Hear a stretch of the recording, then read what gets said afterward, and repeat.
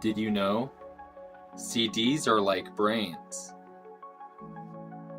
During my studies into computers and psychology and that of the brain, I discovered several key features or attributes of CDs that the brain and the CD have in common. I want to take some time to share these with you now. Section 1. Data integrity through scattered distribution.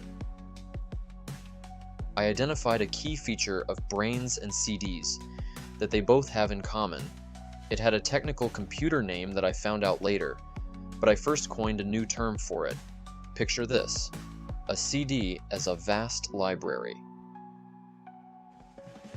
Many countless files and pages. Instead of stacking all the books on one shelf, it scatters them throughout the entire library. I like to call this scattered distribution. In our brain, it's like little bits of memories being sprinkled and spread across different regions. If one shelf, or one part of the brain, gets damaged, we don't lose everything. Think about it. If you scratch a CD, you might lose a tiny blip of one song, but the rest still plays intact. Similarly, even with minor brain damage, we often retain much of our memories and abilities. It's the resilience and elegance of a system using brilliant methods. One such, using the term as I coined it, scattered distribution. If scattered distribution is the generalized term, then interleaving is the specific pattern process for disks that does just that. It's essentially making sure not to put all your eggs in one basket. I'm putting all my eggs in one basket. But rather like a few eggs in each a mini basket. So that localized damage, such as a scratch, doesn't break an entire key feature. Like as a direct example, internal instructions for error correction codes are spread across many regions of a disk, so that if a scratch were to take out an instance of the correction codes, then another copy survives and lives on to get the job done. This is data striping and interleaving, as it's called for CDs and other optical media, which are examples of scattered distribution. Here's a nice metaphor. Imagine having your favorite novel or book divided into its chapters and spread across different rooms in a mansion. If one room becomes locked off limits, you can still piece together the story from the other rooms. Section 2. Organized clustering. Okay, but how are memories organized within brains and CDs? On a CD, similar data and file types are grouped together. It's like having all your mystery novels in one section of the library. This is what I call clustering, data clustering, or network clustering. Our brain does this too, by forming clusters or bundles of related information. This organization makes it super efficient when we need to find or recall related things. Ever noticed how recalling one memory often leads to a flood of related memories? That's clustering in action. Just like accessing one file or folder on a CD can lead to related files being accessed faster. Imagine your brain as a professional office. All the like files on a particular project are kept in one folder in a certain drawer, so when you need something specific, you know exactly where to look. This efficiency is what allows us to recall related memories and skills with seamless precision. Once you begin reading a file in a folder, you might start reading other files in that folder almost by accident, or as a matter of course. This clustering idea might at first sound like it's the opposite to what I've mentioned about scattered distribution, having like data localized together in a region, but like I'll explain in a sec, it's actually an important part of it. You see, you need a proper ratio of balance.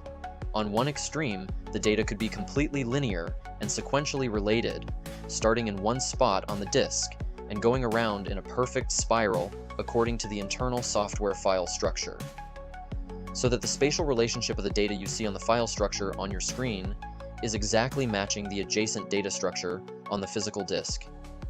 On the other far extreme, you could have each smallest file unit dispersed and scattered apart from any semblance of relationship with the other adjacent files.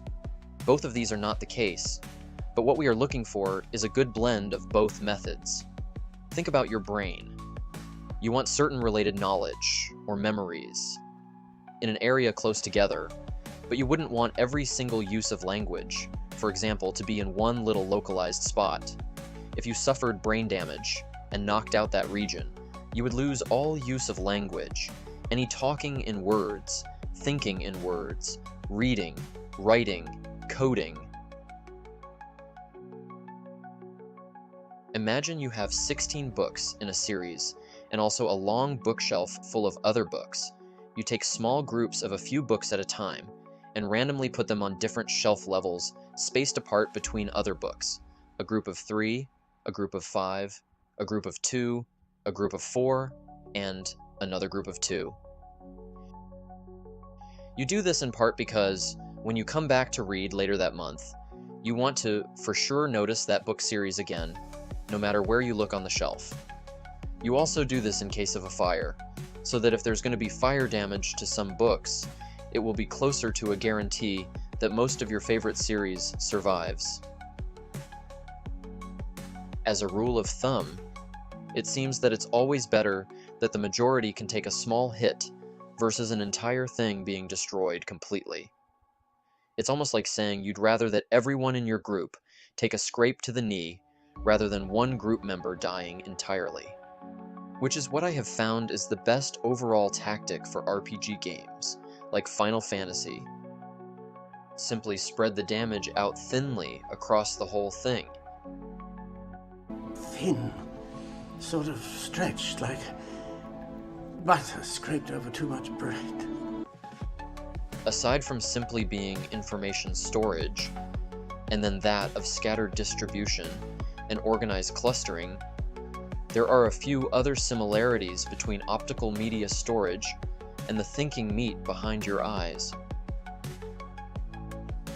Section 3, Error Correction. So we learned that both CDs and our brains store our information in a mix of random scattering and organized clustering. Both of these ways to distribute our information combine in a balanced ratio to give us a balanced scattered distribution. But now we will look at the incredible wonder, which is that both CDs and brains have incredible error correction systems.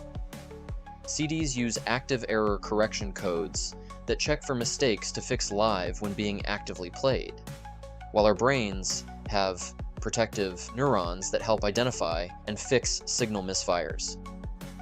Essentially, these are two forms of the same function. It's like having a team of elite conveyor belt workers constantly checking and correcting any mistakes in the factory line. It's your job to watch for any toys that could be hazardous to children. Now look sharp! Yes, sir.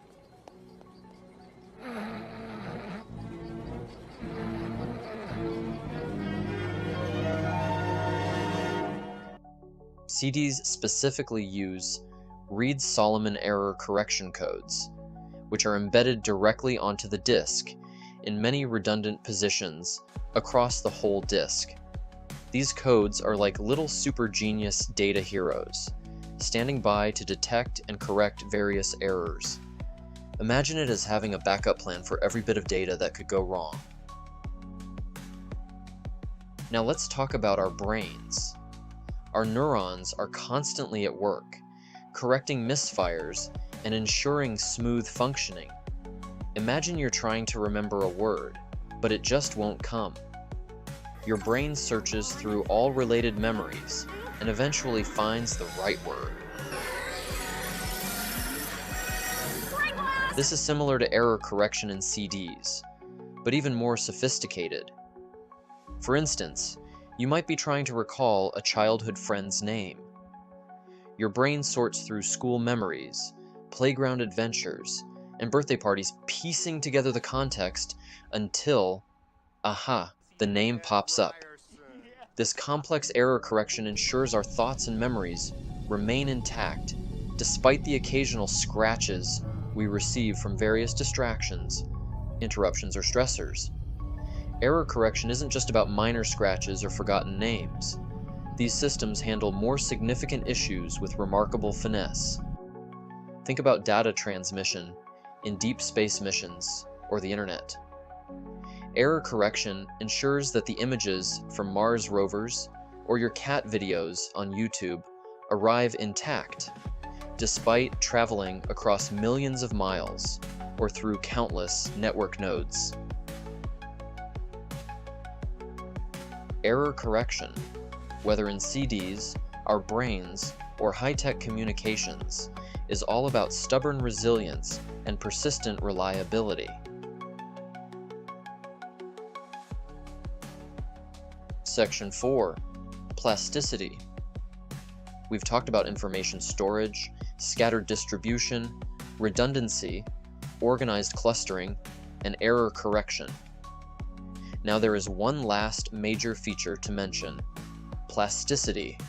Plasticity is the ability to change, adapt, and update based on new input. Plasticity, whether in optical discs like DVD RAM or in other storage technologies, or the brain, highlight the remarkable ways we go to protect and adapt our data. Traditional DVDs rely on code redundancy to protect data. This includes error correction codes that help reconstruct data if part of the disk gets damaged. But DVD RAM goes a huge leap further, combining redundancy with the flexibility of plasticity. You get the best of both worlds: robust error correction and the ability to update your data as needed. This blend of redundancy and plasticity ensures your data is not only safe, but also adaptable. It's like having a notebook where you can not only make notes, but also erase and rewrite them whenever necessary, due to finding mistakes or updating the knowledge with more detail, keeping your information current and organized. These next few sections might be considered extracurricular content, and still very interesting and thought-provoking. Section 5. Fragmentation as scattered distribution gone too far. We've discussed various aspects of modern data storage, and now it's time to touch on how fragmentation and defragmentation on various storage drives relate to scattered distribution.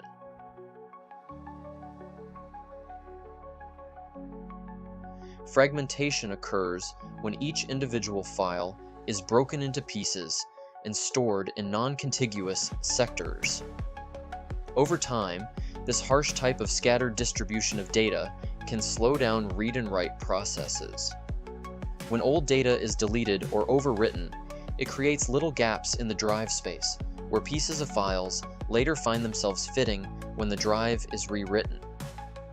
Defragmentation reorganizes these fragments, bringing them back into contiguous blocks of whole and complete files, which enhances performance by reducing the time needed to access the scattered data. Think of it like trying to find pieces of a puzzle that have been scattered all over your house. Defragmentation is like gathering all those pieces into one pile in one room so you can quickly put the puzzle together. This process is crucial for maintaining the speed and efficiency of traditional hard drives.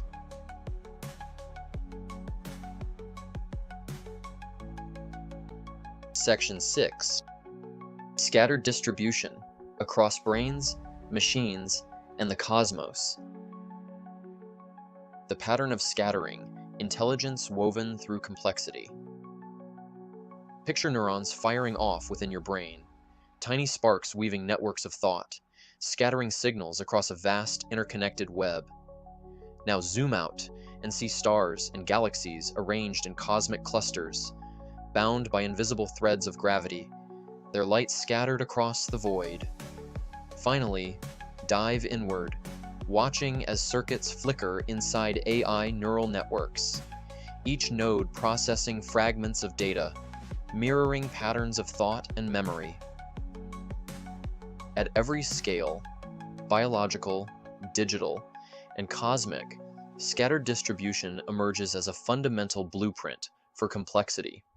It looks chaotic at first, but there's a hidden order, a structure that transforms fragility into resilience and noise into meaning.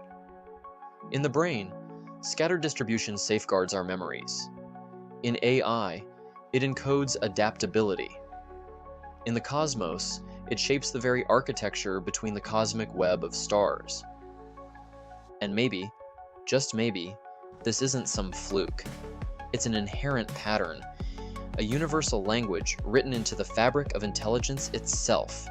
Whether in neurons, circuits, or stars, scattered distribution builds systems that don't just survive, but live on to thrive. The human brain, a masterclass in dynamic design. Your brain doesn't store memories like a filing cabinet. It scatters them across a living, breathing network. The sound of a song is tucked into the auditory cortex, its lyrics tied to language centers, and the emotions it stirs are etched into the limbic system and the passion network of the heart.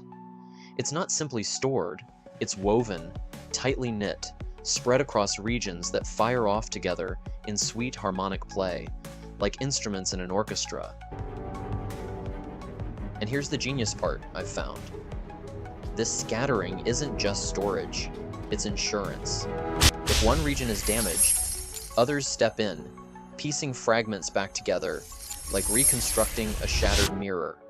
Memories aren't fragile, they're resilient, and this resilience flows from redundancy. The brain's ability to encode the same data in multiple places, creating fail-safes against loss. But it doesn't stop at redundancy. The brain's plasticity, its ability to rewire and rewrite itself, takes adaptability to the next level. Neural pathways strengthen with repetition, fade when neglected, and reroute when damage occurs. It's not just dynamic, it's brilliantly alive, constantly ever adapting and readapting dynamically to fit new experiences. Scattered distribution is more than a storage method. It's a process of becoming. It's how humans rebuild after trauma, learn new skills, and even reshape identities. The brain doesn't fear the chaos of change. It harnesses it. Artificial intelligence. Reverse engineering resilience. Now imagine taking this idea, this biological brilliance, and designing it into our machines. Neural networks in artificial intelligence don't just imitate scattered distribution, they depend on it. Engineers intentionally scatter data across nodes and layers, creating systems that process fragments independently, then weave them back together into cohesive collages, collections, and insights. Think of facial recognition. One layer detects edges, another identifies micro-patterns, and deeper layers combine the fragments into a face.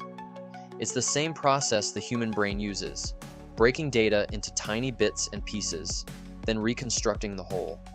But unlike humans, AI does this at informational speeds and scales that biology just can't match. And machine intelligence goes even further. During training, neural networks constantly adapt and readapt, adjusting weights, forming new connections, and dramatically improving capability with every iteration. Like the brain, they learn through direct informational experience, rewiring themselves to handle new challenges and insights. It's this combination of swift plasticity and redundancy that makes AI not just functional, but evolutionary, a machine truly learning to think. What we're now witnessing isn't just machines mimicking biology. It's machines taking the principle digitally and significantly expanding it, pushing scattered distribution beyond biology and into a new digital evolution of machine thought, insight, and understanding. Whether biologically electric or artificially electronic, scattered distribution reveals itself as the foundation of life's resilience. In the brain, it preserves memories, reroutes damaged pathways and allows us to recover from even severe damage or trauma. In AI, it prevents failures, spreads tasks across nodes, and enables systems to reorganize and adapt. In the cosmos, it mirrors the structure of galaxies, distributing hot floating matter into patterns that balance gravity and light. But scattered distribution is more than survival. It's a mechanism for growth and creativity. The brain rebuilds itself after damage. AI rewires itself through training, and ecosystems evolve by distributing energy and resources. This isn't just resilience. It's necessity and emergence, patterns and systems rising from scattered parts to form something greater than the sum of their pieces. What makes this principle so profound is that it doesn't just preserve what exists, it builds what's next. In humans, scattered distribution powers imagination, helping unrelated ideas link together and spark thoughts into new zones. It drives learning and innovation, enabling neural networks to generate insights and outputs and behavior no one explicitly programmed. Whether biological or artificial, these systems thrive because they're dynamic, well-connected, well-protected, and capable of evolution and constant onward progress. Up and up and up. Maybe scattered distribution isn't just a one-off design. It's nature's ultimate formula for intelligence. What if intelligence isn't just something we invented, or even just something we evolved, but something inherent we discovered? A universal pattern for intelligent systems, hidden in plain sight, waiting for us to uncover it. Think back to the humble CD, an everyday object hiding extraordinary design. Its scattered data structure keeps music playing even when the surface is somewhat botched. It doesn't store songs in perfect blocks. It spreads them out even, building redundancy into the very fabric of the medium. The brain does the same. We've basically known about memory being spread out across the brain for over 100 years. Memories aren't isolated. They're scattered, reinforced, and retrievable even after damage. And now with AI, we will know ourselves through making them closer and closer to us. This pattern, scattering, adapting, growing, isn't just human or artificial. It's universal, that of animal, fungal, microbial, and extraterrestrial. From neurons to algorithms to galaxies, scattered distribution shapes intelligence wherever complexity arises. So maybe the question isn't whether machines can think. The question is whether intelligence and design, like the data on a CD, was always there, scattered across reality, just waiting for us to learn how to read and recognize it. This has been another deep dive feature from Xander. If you enjoyed this feature, would you not forget to like, comment, share, subscribe, and hit that bell to stay in touch. Maybe leave a comment telling me what parts you especially liked. Was any of it informative or thought-provoking in the slightest? Let me know down below. Remember to stay excellent and be excellent to each other.